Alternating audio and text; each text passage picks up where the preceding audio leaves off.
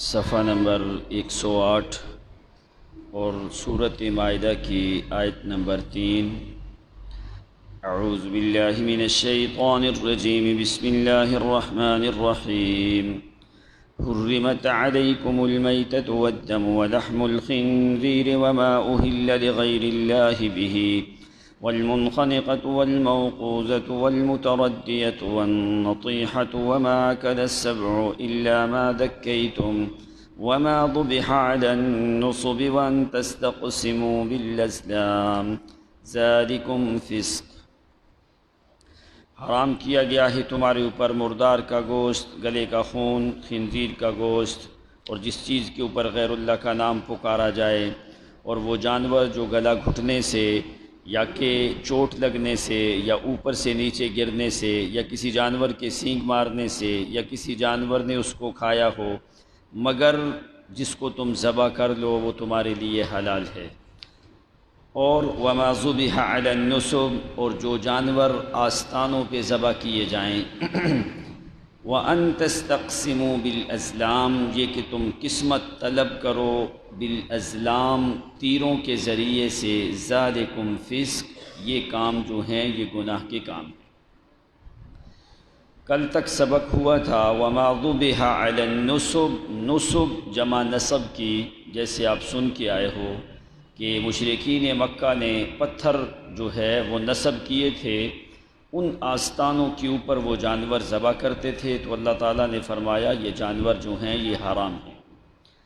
آگے فرمایا وَأَن تَسْتَقْسِمُوا بِالْأَزْلَامِ، یہ کہ ازلام ہے جمع ہے، جس کا مطلب ہے تیر۔ جیسے تیر کمان ہوتا ہے، اس کے اندر جو تیر ہوتا ہے اس کو کہا جاتا ہے ازلام، جمع ہے تیر یعنی کہ۔ تستقسموا کا مطلب ہے قسمت کو طلب کرنا، یعنی تیروں کے ذریعے سے قسمت طلب کرنا یہ حرام ہے، ایک معنی۔ دوسرا معنی کیا ہے؟ وَأَن تَسْتَقْسِمُوا بِالْأَزْلَامِ، یہ کہ تم تقسیم کرو تیروں کے ذریعے سے۔ دونوں معانی اس آیت مبارکہ کے مفسرین نے ذکر کیے ہیں۔ اب کیا طریقہ تھا، کیوں اللہ تعالیٰ نے یہ چیز حرام کی؟ تستقسموا بالازلام، یعنی کہ اپنی قسمت کو معلوم کرنا تیروں کے ذریعے سے۔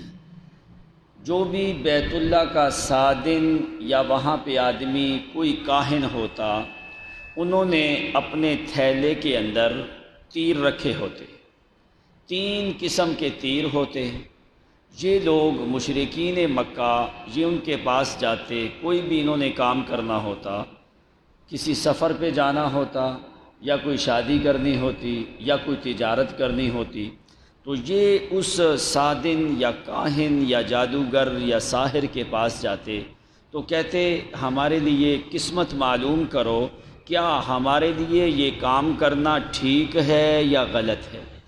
3 تیر ہوتے ایک تھیلے کے اندر، ایک تیر کے اوپر لکھا ہوتا افعل، کر لو، دوسرے تیر کے اوپر لکھا ہوتا لا تفعل، نہ کرو، اور تیسرا تیر خالی ہوتا۔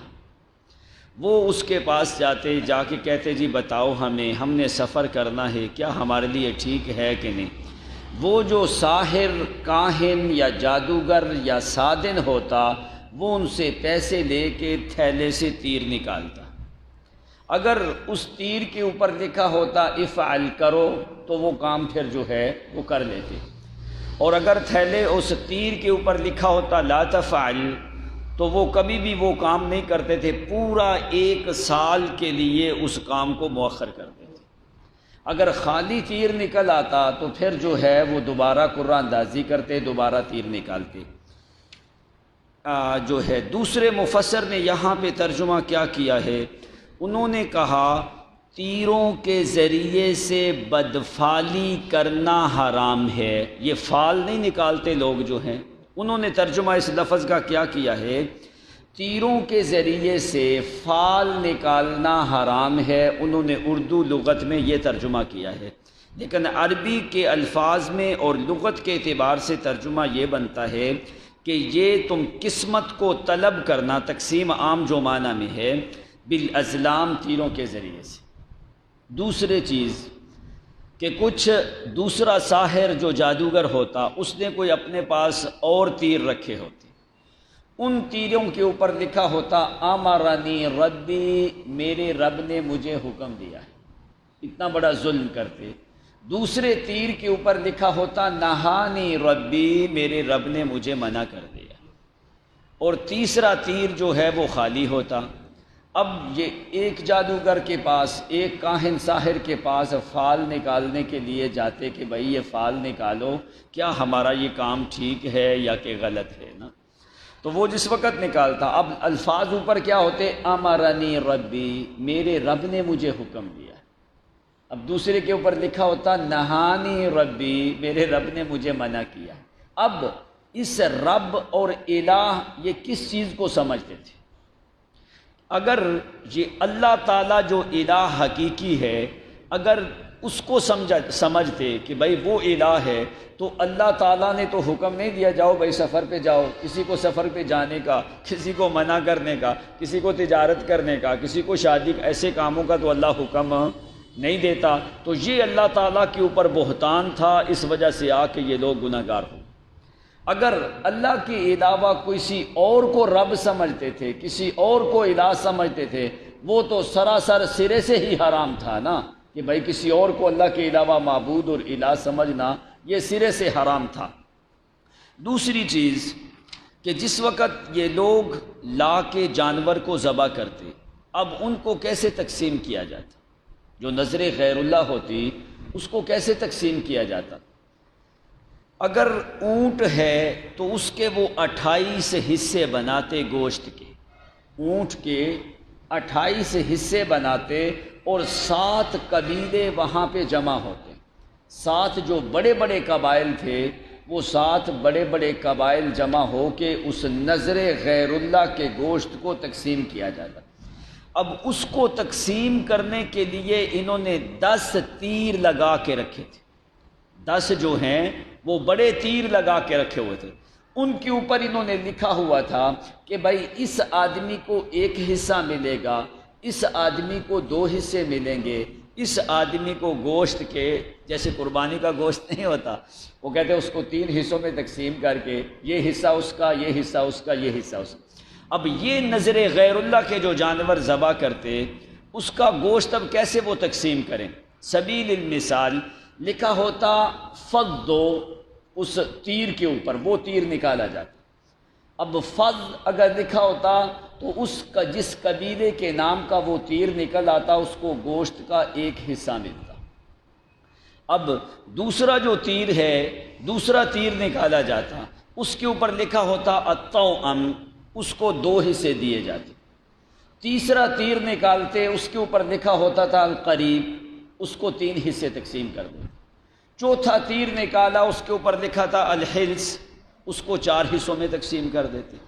پانچواں تیر نکالتے، اس کے اوپر لکھا تھا المسبل، اس کو 5 حصے دے دیتے۔ چھٹا تیر نکالتے، اس کے اوپر لکھا تھا نافر، اس کو 6 حصے دے دیتے۔ ساتواں تیر نکالا، اس کے اوپر لکھا تھا المعلا، اس کو 7 حصے دے دیتے۔ باقی 3 حصے رہ گئے، ان کے اوپر انہوں نے لکھا تھا المنیح، الفصیح، الوغد۔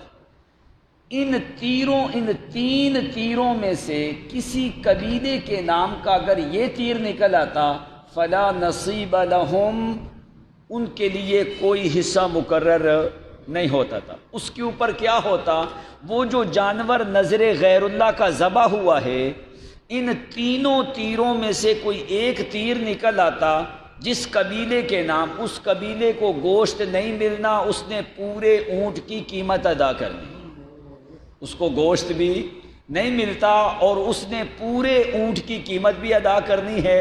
اگر کوئی بھیڑ بکری ذبح ہوئی ہے، اس کی بھی اس نے پوری قیمت جو ہے وہ ادا کرنی ہے۔ تو اللہ تعالیٰ نے فرمایا وَأَن تَسْتَقْسِمُوا بِالْأَزْلَامِ، یہ جو تیروں کے ذریعے تم تقسیم کرتے ہو نا، یہ تقسیم بھی حرام ہے اور وہ جانور بھی حرام ہے۔ یہ معنی ہوگا یہاں پہ اگر تقسیم کا معنی لیا جائے۔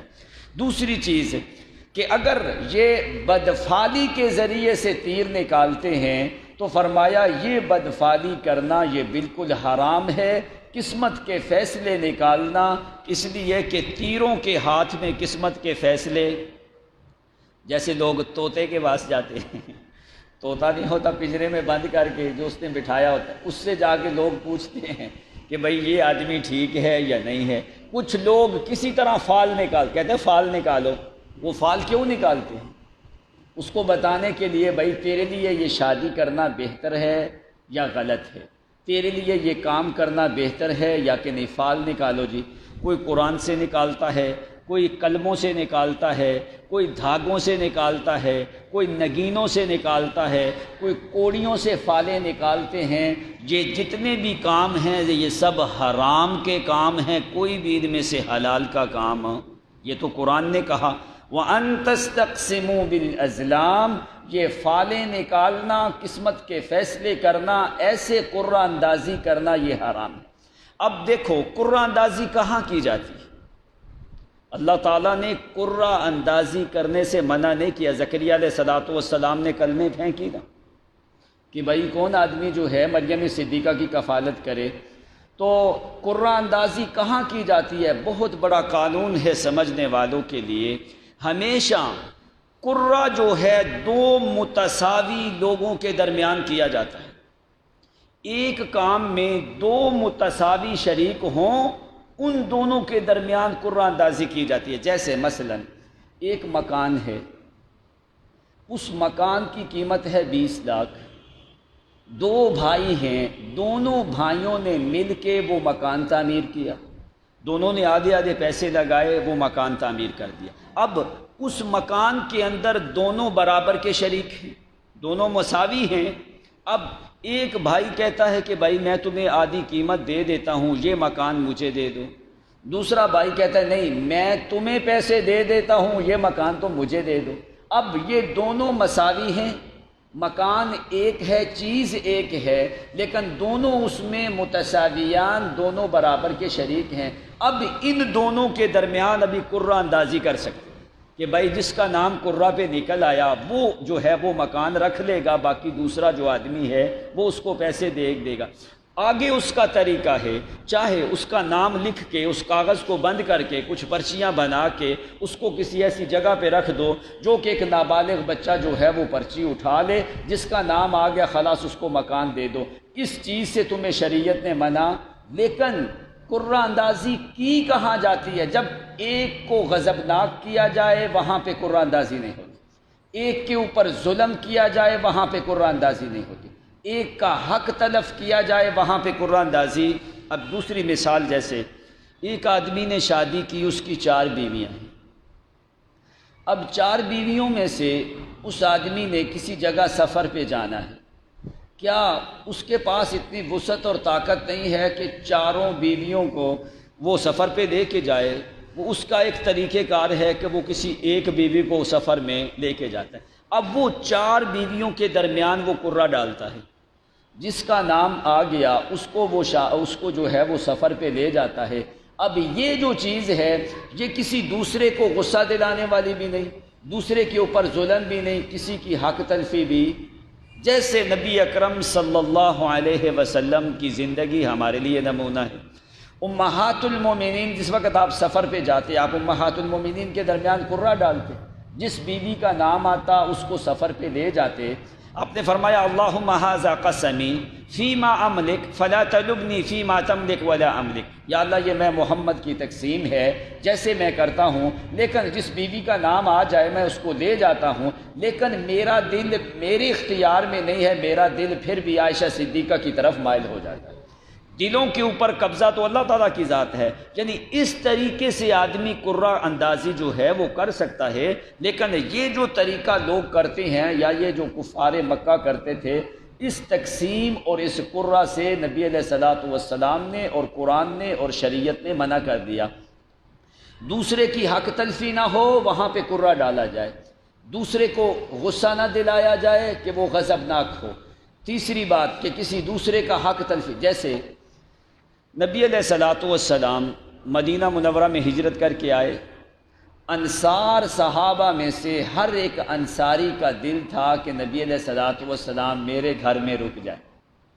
ہر انصاری صحابی آگے ہو کے نبی علیہ السلام کی اونٹنی کی نکیل پکڑ لے، اب بڑا ایک عظیم فیصلہ اس مقام پہ نبی علیہ الصلوۃ والسلام نے کیا، تاکہ کسی کے دل میں کوئی خدشہ نہ آئے کہ نبی علیہ السلام نے بھائی اس کو فضیلت دی ہے، آپ اس کے گھر میں چلے گئے ہیں، آپ نے اس سے زیادہ محبت کی، آپ اس کے گھر میں چلے گئے۔ اب نبی علیہ السلام نے وہاں پہ کیا اعلان کیا؟ ہر صحابی کی خواہش ہے، وہ اونٹنی کی نکیل پکڑتا ہے کہ آپ میرے گھر میں آ جائیں، آپ میرے گھر میں رہیں۔ آپ نے فرمایا ھذہ مامورۃ من اللہ، آپ نے فرمایا یہ اونٹنی جو ہے یہ اللہ کی معمور شدہ ہے، اس کو چھوڑ دو، جہاں پہ یہ رک جائے گی میں محمد وہاں پہ جو ہے وہاں پہ اتر جاؤں گا۔ اب دیکھو کسی ایک انصاری صحابی کے دل میں یہ بات نہیں آئی کہ نبی علیہ السلام نے بھائی اس آدمی کو ترجیح دی ہے، اس آدمی کو آپ نے زیادہ ترجیح دی ہے۔ آپ نے قانون ذکر کیا، آپ نے فرمایا یہ اللہ کی معمور ہے، جہاں پہ رک گئی میں محمد وہاں پہ جو ہے وہاں پہ سٹے کر دوں گا، وہاں پہ رک جاؤں گا۔ یعنی کسی آدمی کے وجود میں غصہ نہ آئے، کسی کی حق تلفی نہ ہو، کسی کے اوپر ظلم نہ ہو، تو اس حالت کے اندر آدمی جو ہے وہ کرہ ڈال سکتا ہے، وہ فیصلہ کر سکتا ہے۔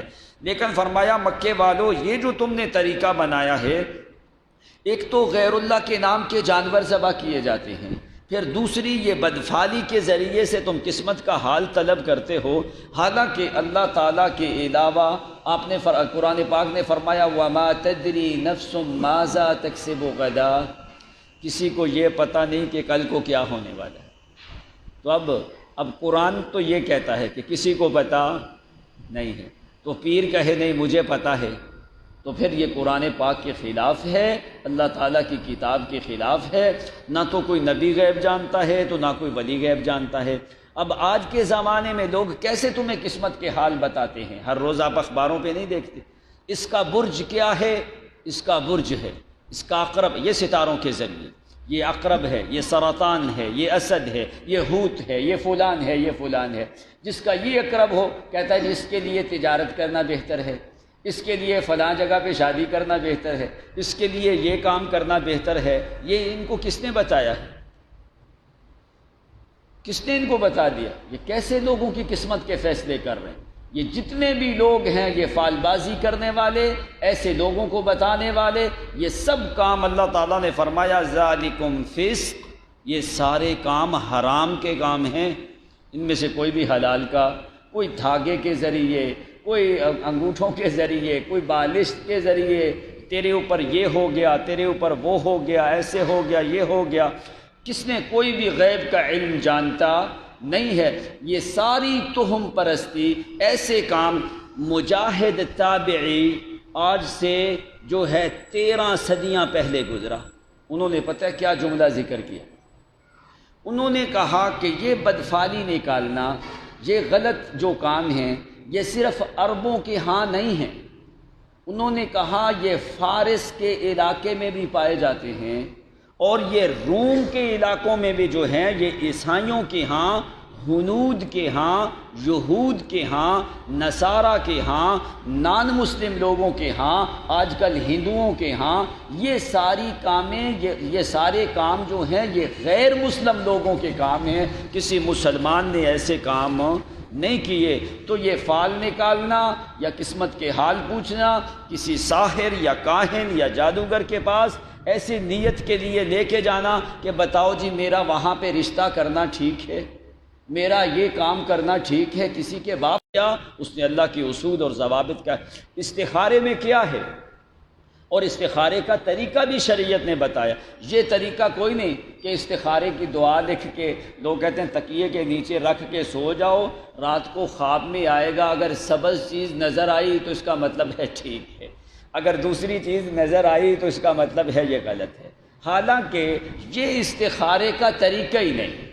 استخارے کی جو دعا ہے اصل طریقہ کیا ہے کہ آدمی باوضو ہو کے دو کاموں میں سے ایک کام کو اختیار کرنے کے معاملے میں اللہ سے مشورہ لینا، یہ مطلب ہے استخارے کا۔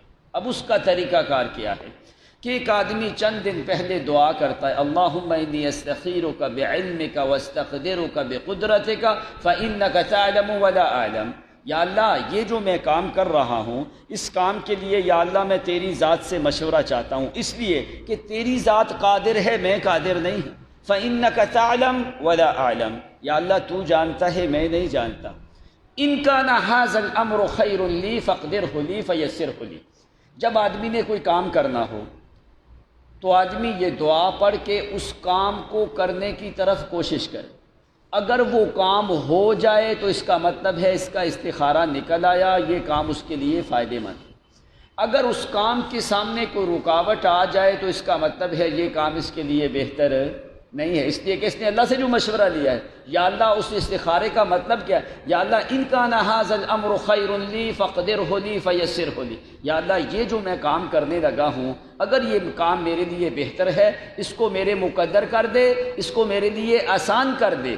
تو یہ دعا پڑھ کے اگر ان کا ایک اس کام کے لیے پھر وہ دعا پڑھ کے چلا جائے. یہ اگر کوئی آدمی 3 دن کرنا چاہتا ہے، 1 دن کرنا چاہتا ہے، 7 دن یا 10 دن، جتنے دن بھی چاہتا ہے، وہ ہر روز اللہ تعالیٰ سے اس معاملات کے بارے میں جو ہے وہ مشورہ کرے. اگر ان چیزوں کے عوض میں جو طریقہ تمہیں شریعت نے بتایا، کیا وہ طریقہ بہتر ہے یا کہ ہمارے جو اپنے بنائے ہوئے طریقے ہیں کیا وہ بہتر ہے؟ اللہ تعالیٰ نے فرمایا لَقَدْ كَانَ لَكُمْ فِي رَسُولِ اللَّهِ أُسْوَةٌ حَسَنَةٌ. لوگوں کے درمیان تباہی جو آتی ہے اس وقت آتی ہے جب آدمی شریعت کے طریقے، شریعت کے قوانین چھوڑ کے اپنی چیزیں وہ اپناتا رہتا ہے. اس نے شریعت اور اصول کی پرواہ نہیں کی. آگے قرآن نے لفظ کیا بولا؟ ذَلِكُمْ فِسْق. یہ سارے کام فسق کے. اب فسق کیا ہوتا ہے؟ فسق کا مطلب ہوتا ہے اللہ کی بتائے ہوئے اور شریعت کے منہج سے نکل جانا. جو اللہ کے قوانین سے نکل جائے پھر وہ جو مرضی کرے. اب اصل میں فسق کس کو کہتے ہیں؟ ایک پھل ہے، پھل کا اوپر سے غلاف اتار دیا جائے اندر، جیسے کیلا ہے، کیلے کا اوپر سے غلاف اتارا جائے، اس کے اندر سے جو چیز کھانے والی ہے نا، تو وہاں پہ لفظ بولا جاتا ہے فسقط الرطب، کہ پھل کو چھلکے سے جدا کر دیا گیا. اب پھر جو ہے وہ پھل کھانے کے قابل ہو گیا.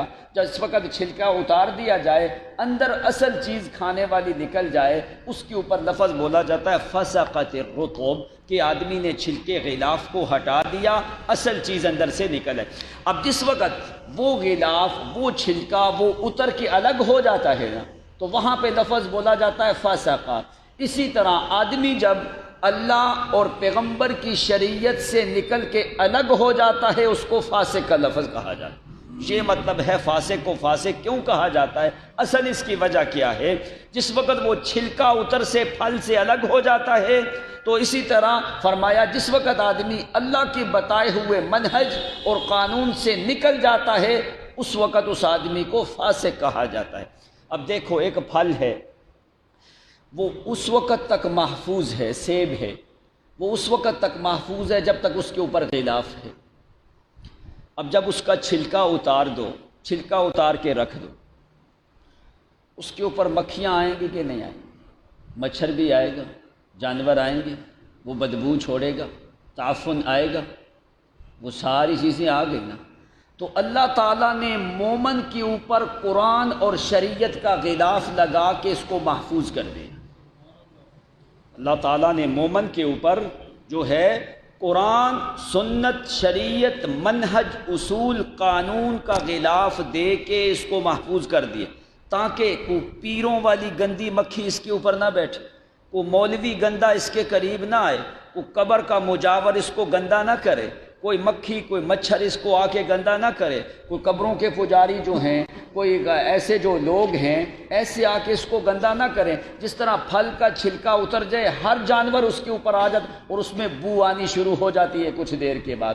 تو اللہ نے مومن کو اسی طرح محفوظ کیا ہے، ایمان، قرآن اور شریعت کا غلاف لگا کے، تاکہ اس کے وجود سے بدبو، تعفن نہ آئے غیروں کی، اس کے وجود کے اندر غیروں کی محبت والی چیز نہ رہے. اب قرآن تمہیں محفوظ کرتا ہے، تم خود شریعت اور قرآن اور اصول کا جو ہے یہ غلاف اتار کے نکل جاتے ہو جب، تو اللہ تعالیٰ نے فرمایا ذالکم فسق، یہ سارے کام حرام کے کام ہیں، یہ فسق ہے۔ تو فرمایا اس لیے مومن وہی بندہ ہے جس نے اپنے وجود کے اوپر قرآن، شریعت اور منہج کے غلاف کے اندر رہے گا تو وہ محفوظ ہو جائے گا، اس سے کوئی شرک کی بو نہیں آئے گی، بدعات کی بو نہیں آئے گی، رسومات کی غلاظت اس کے پاس نہیں آئے گی، کوئی گندگی، تعفن، خراب نہیں ہوگا، وہ محفوظ رہے گا۔